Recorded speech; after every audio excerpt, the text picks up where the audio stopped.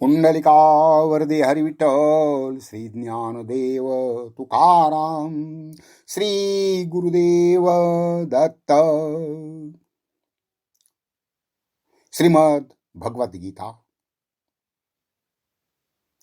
सार्थ गायन वाचन करीत आहेत ह भ प दिनकर तथा श्री दिनकर रंगराव महाडिक, मुक्काम पोस्ट इटकरी, तालुका वाळवा, जिल्हा सांगली.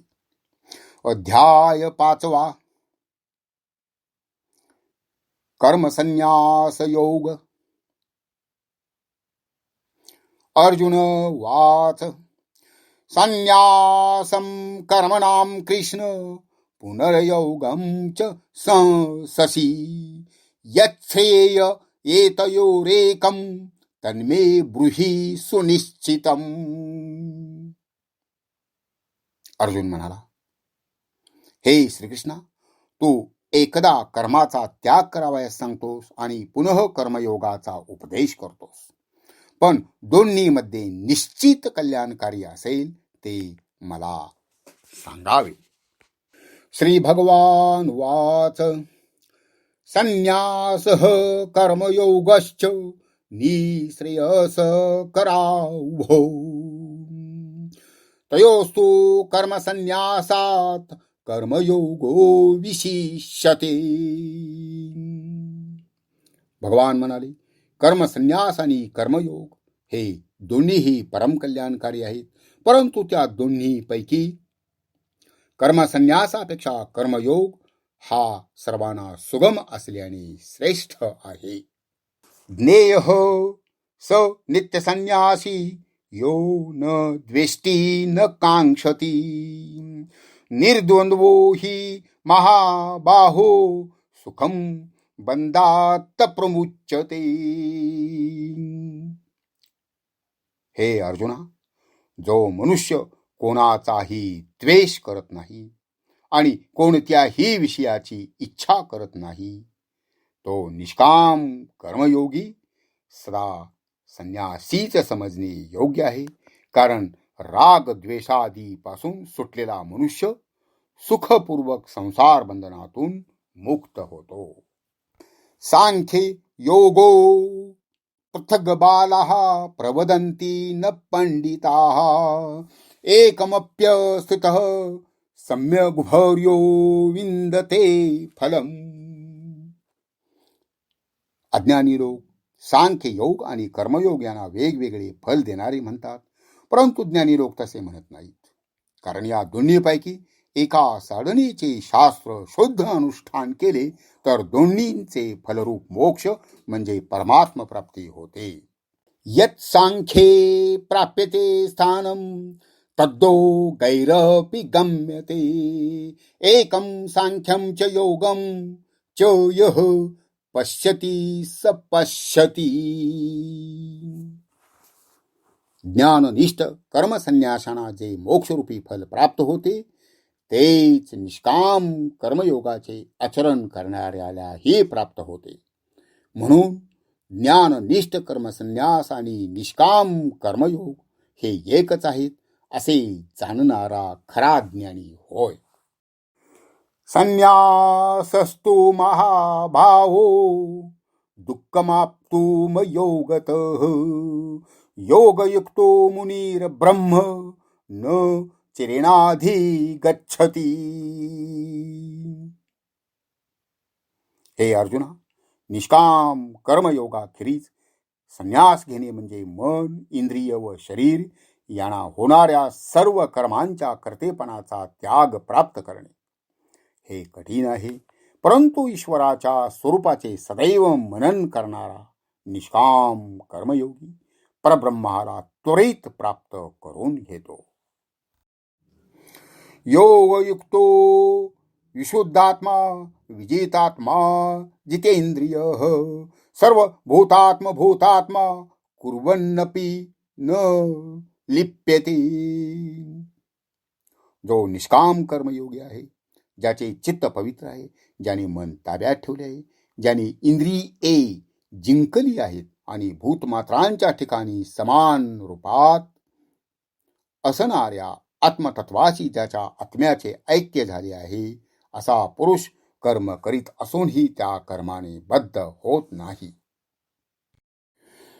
नैव किंचित करोमीति युक्तो मन्येत तत्त्ववित् पश्यन् शृण्वन् स्पर्शन् जिघ्रन् अस्नन् गच्छन् स्वपन् श्वसन. कर्मयोगी तत्ववेत्याने पाहताना, ऐकताना, स्पर्श करताना, वास घेताना, खाताना, चालताना, झोपताना, श्वासोच्छवास करताना, प्रलपन विसृजन गृह्णन उन्मिषन निमिषन अपि इंद्रियाणि इंद्रियार्थेषु वर्तन्ते इति धारयन्. तसेच बोलताना, त्याग करताना, ग्रहण करताना, डोळ्यांच्या पापण्या उघडताना किंवा मिटताना देखील इंद्रिये आपापल्या विषयांच्या ठायी आपोआप प्रवृत्त होत आहेत असे ओळखून मी काहीच करीत नाही असे समजावे.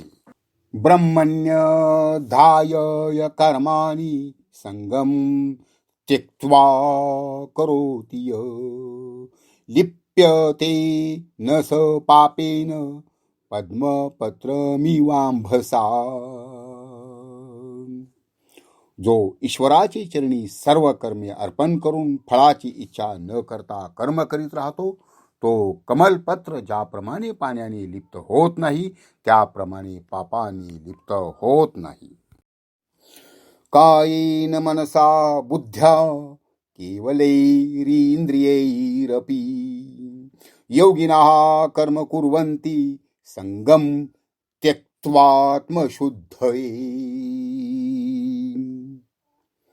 निष्काम कर्मयोगी आसक्तीचा त्याग करून केवळ इंद्रिये, शरीर, मन आणि बुद्धीने अंतकरणाच्या शुद्धीसाठी कर्म करीत असतात.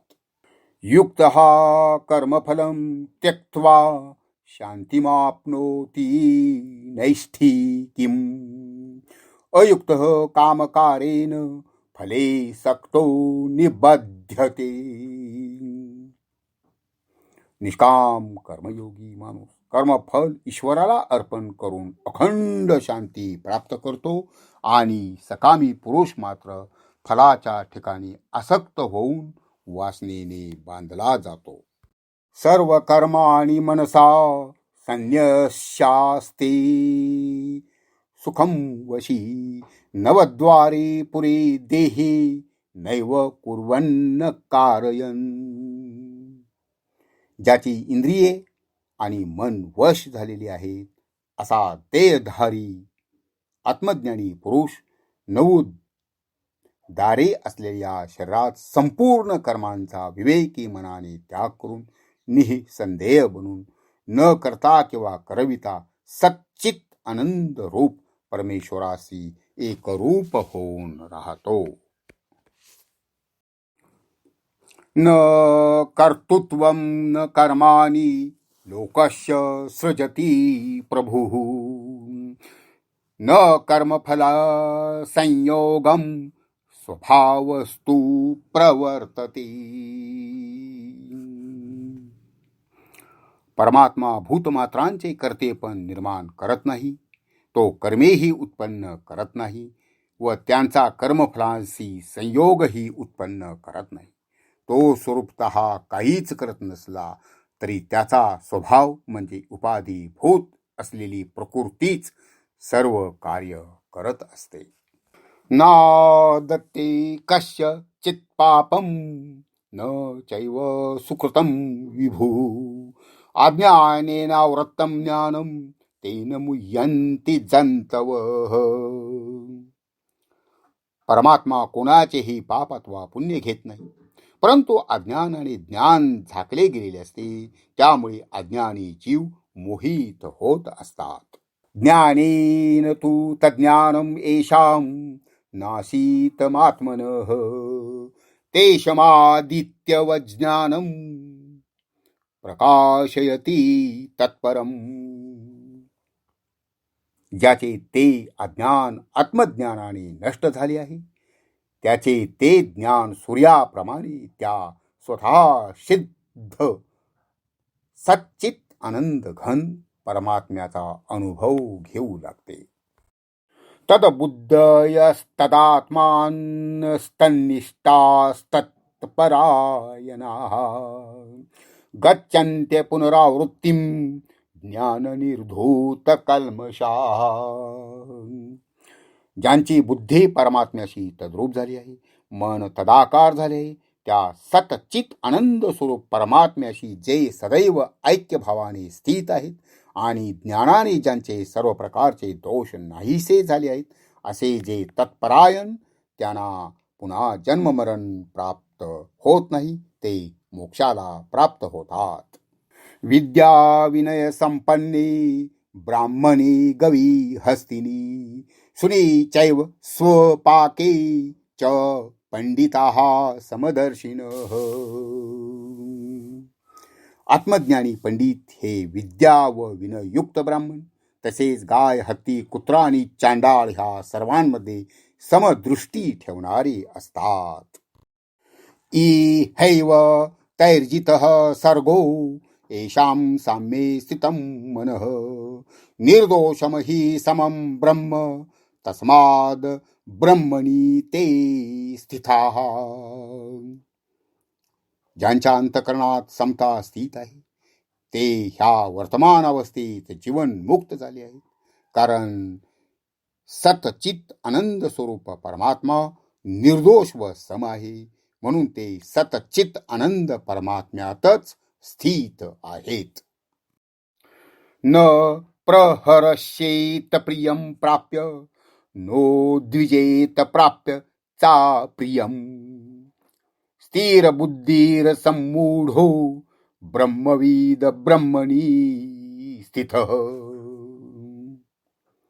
जो प्रिय वस्तू प्राप्त झाली असता हर्ष पावत नाही आणि अप्रिय वस्तू प्राप्त झाली असता उद्वेग मानत नाही, असा स्थिर बुद्धीचा संशय रहित ब्रह्मवेत्ता पुरुष सच्चित आनंद रूप परमेश्वराच्या ठिकाणी ऐक्य भावाने सदैव स्थित असतो.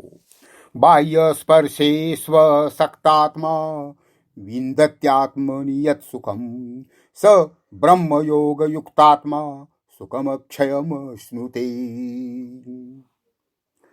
बाह्य विषयांमध्ये ज्याचे अंतकरण आसक्त झालेले नाही, तो स्वतःच्या अंतकरणात आनंदाची प्राप्ती करून घेतो. नंतर तो सतचित आनंद स्वरूप परब्रह्माशी समरस होऊन अखंड आनंदाचा अनुभव घेतो. एहि संस्पर्शजा भोगा दुःख युणयीवते अद्यन्तवन्तः कौन्तेय न तेषु रमते बुधः. कारण हे कुंतीनंदना, विषय आणि इंद्रिये यांच्या संयोगाने उत्पन्न होणारे भोग हे दुःखाला कारण होतात. ते भोग निर्माण होतात आणि नाहीसे होतात, म्हणून ज्ञानी पुरुष त्या भोगामध्ये रममाण होत नाहीत. शक्नोति हैव यः सोढुं प्राक् शरीर विमोक्षणात् काम क्रोधोद्भवं वेगं स युक्तः स सुखी नरः. जो या लोकी शरीराचा नाश होण्यापूर्वी काम आणि क्रोध यापासून उत्पन्न होणाऱ्या वेगाला सहन करतो, अर्थात काम क्रोधाला जिंकतो, तो पुरुष योगी आहे आणि तोच सुखी आहे. योऽन्तः सुकोऽन्तरा रामस्तथान्तर ज्योतिरेव यः स योगी ब्रह्मनिर्वाणं ब्रह्मभूतो अधिगच्छति. जो पुरुष निश्चय आणि अंतरात्म्यातच सुखी आहे, जो आत्म्याच्या ठिकाणीच रममान झालेला आहे, तसेच ज्याला आत्म्यातच ज्ञान प्रकाश लाभला आहे, तो सच्चिदानंद स्वरूप परब्रह्माशी ऐक्य पावलेला योगी मोक्ष रूप शांतीला प्राप्त होतो. लभन्ते ब्रह्मनिर्वाणमृषयः क्षीण कल्मषाः छिन्न द्वेधायतात्मानः सर्वभूतहिते रताः.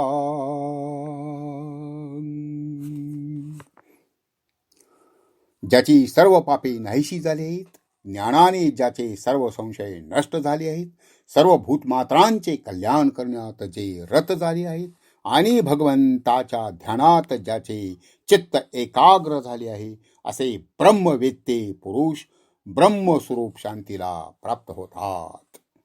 काम क्रोध वियुक्तानां यतीनां यतचेतसां अभितो ब्रह्मनिर्वाणं वर्तते विदितात्मनां. जे काम क्रोधानी रहित आहेत, ज्यांनी चित्त स्वाधीन केले आहे, ज्यांनी परम तत्वाला जाणले आहे, असे योगी पुरुष देह असतानाही जीवन मुक्त असतात आणि देह ठेवल्यानंतरही परब्रह्माशी एकरूप असतात. स्पर्शान् कृत्वा बहिर्बाह्याश्च क्षुश्चैवान्तरे भ्रुवौ प्राणापानो समो कृत्वा नासाभ्यन्तरचारिणौ.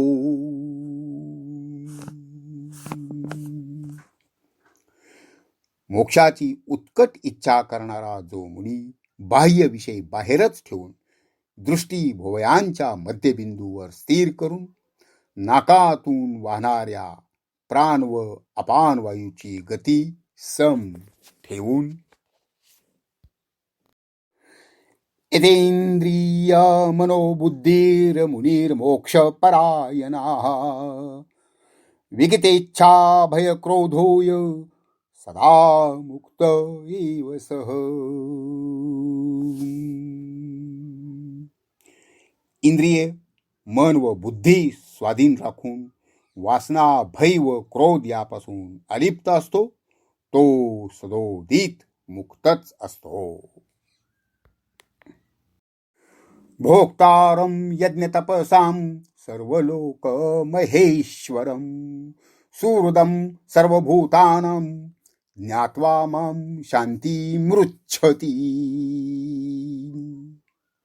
यज्ञ आणि तप यांचा भोक्ता, सर्व लोकांच्या ईश्वराचाही ईश्वर, तसे सर्वभूत प्राण्यांचा मित्र, अशा मला जाणून तो मुनी मोक्ष रूप अखंड शांतीला प्राप्त होतो. इति श्रीमद्भगवद्गीतासु उपनिषत्सु ब्रह्मविद्यायां योगशास्त्रे श्रीकृष्णार्जुन संवादे कर्मसन्न्यास योगो नाम पंचमोऽध्यायः. श्लोक 29. पुंडलिकावरदे हरिविठ्ठल श्री ज्ञानदेव तुकाराम श्री गुरुदेव दत्त. श्री हरी अर्पणस्तु.